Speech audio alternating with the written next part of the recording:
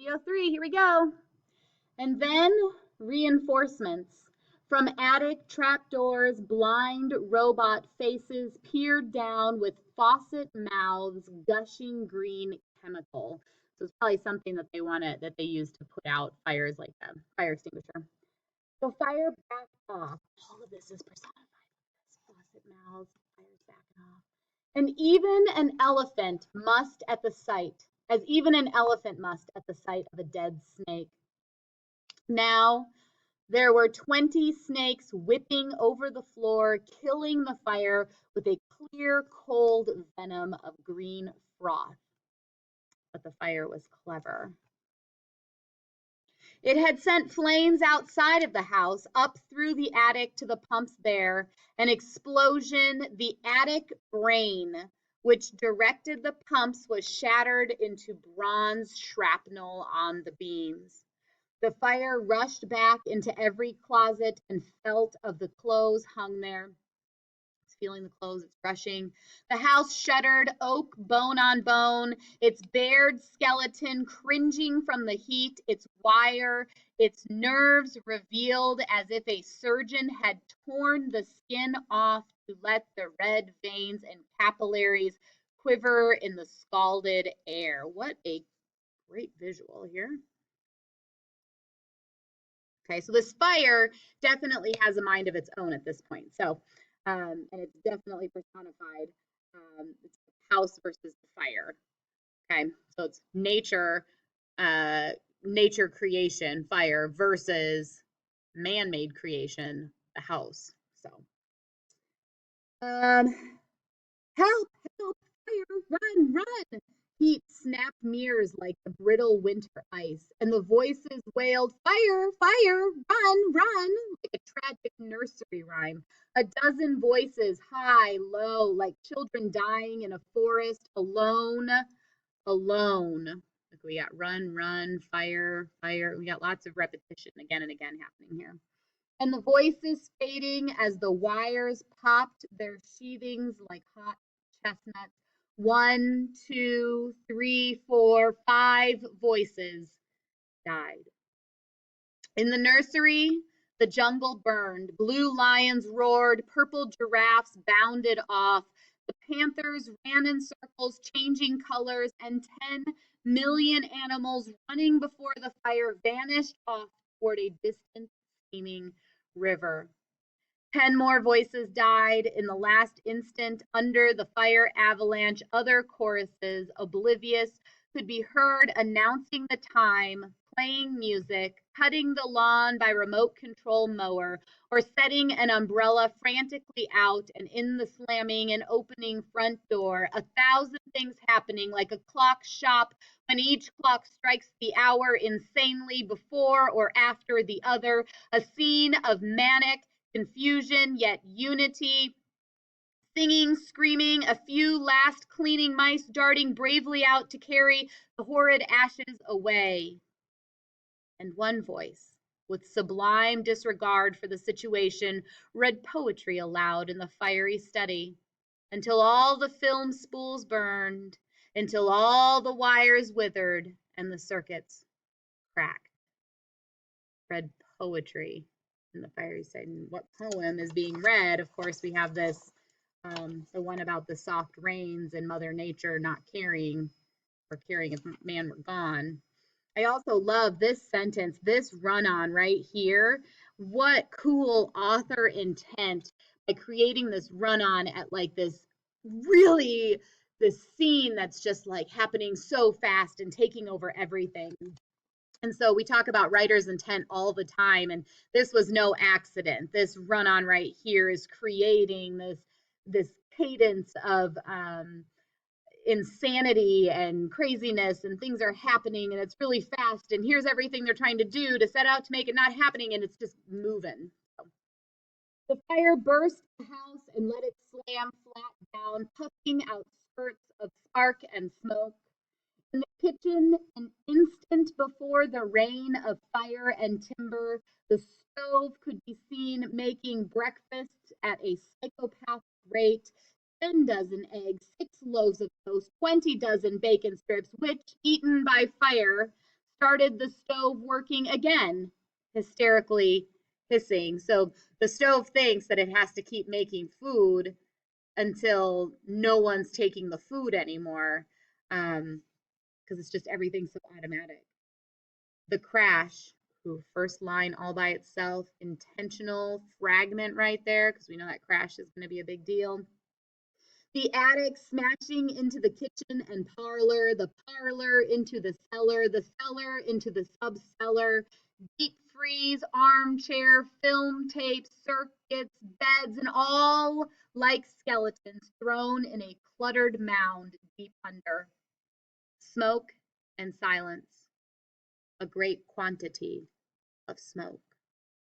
Dawn showed faintly in the east. Among the ruins, one wall stood alone.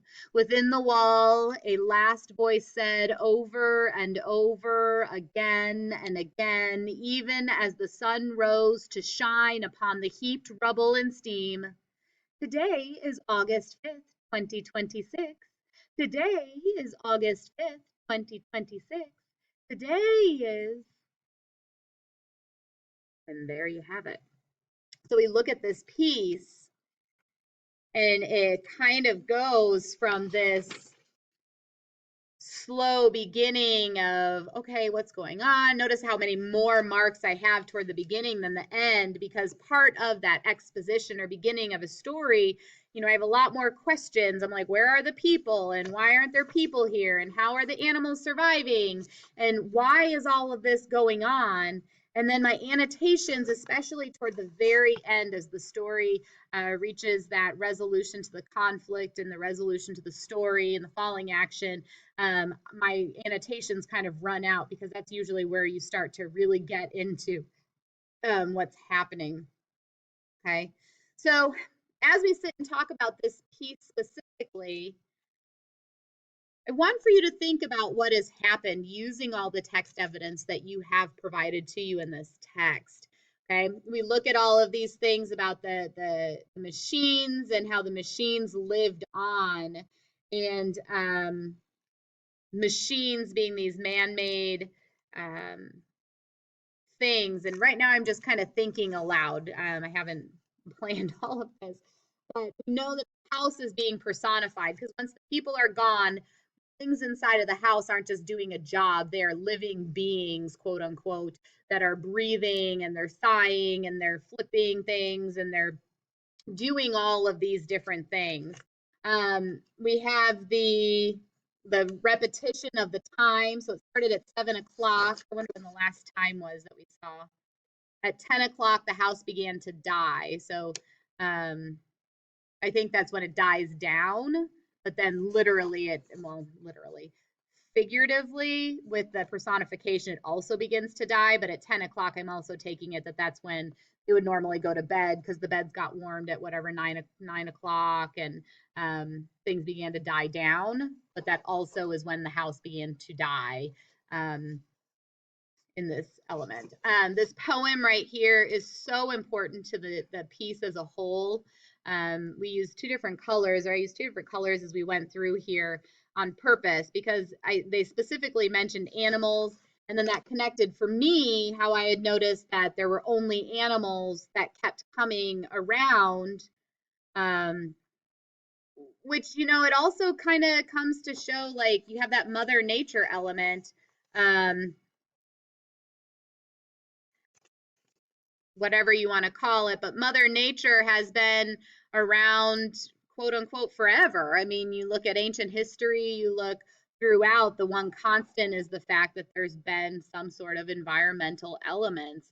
Call it whatever you want, but there's rivers, there's fish, there's wildlife of some kind, there's crops that grow. And so, I don't know. I do wonder if there are humans anywhere else, because this is just taking place in California, Allendale, California. So I'm wondering, now that this is over, if it's something that took place anywhere else as well, or if it's just this area. I know there's no people in this area, but California is very far on that west coast. Let's see, lots of repetition. Like I said, we have that again and again with the timing. showing that, you know, the house is going to continue to abide by the clock because that's what the house does. Used all of this.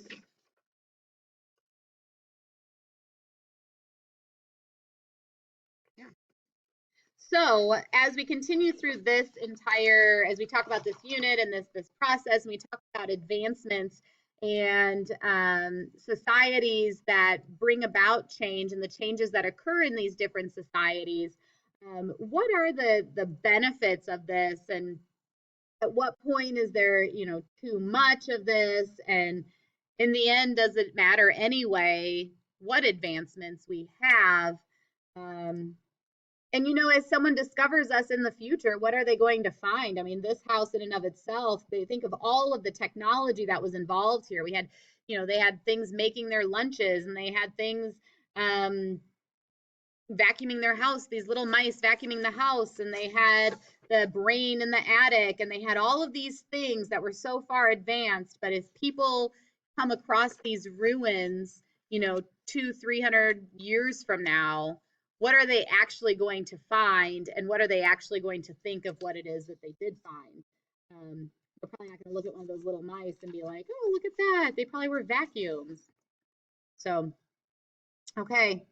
As a writer, so that was as a reader. As a writer, I noticed a few things. Number one, we talked about this run-on here at the end. I thought this was brilliant. So if you have one of those times in your story where like things just keep happening and they don't seem to stop and you can't catch a breath and it just keeps going and going, that would be a perfect time to use an intentional run-on sentence, not those accidental run-ons that we love.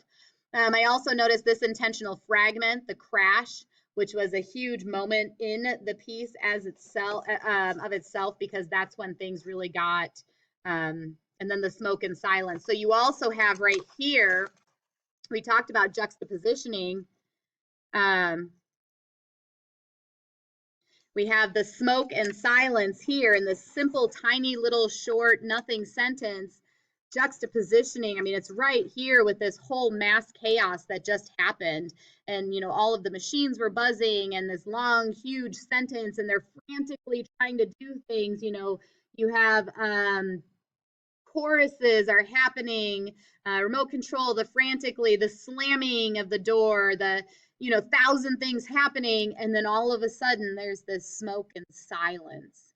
And so there's quite that juxtaposition among all of these here: choruses, music, frantic, slamming, 1,000 things happening. So you have this juxtapositioning between the smoke and the silence, and the great quantity of smoke and what smoke signifies and how it's finished and among the ruins. And, you know, I think of what we even have when we talk about ancient civilizations, we talk about the ruins left behind and how one wall stood alone. So it's interesting to kind of think about this idea of technology and does it even matter? And, you know, and I kind of wonder too, after reading another short story, like, do they feel like they were useful humans? Like, what did they do to feel useful if machines did everything for them? So anyway, okay, so that was There Will Come Soft Rains by Ray Bradbury. Yay.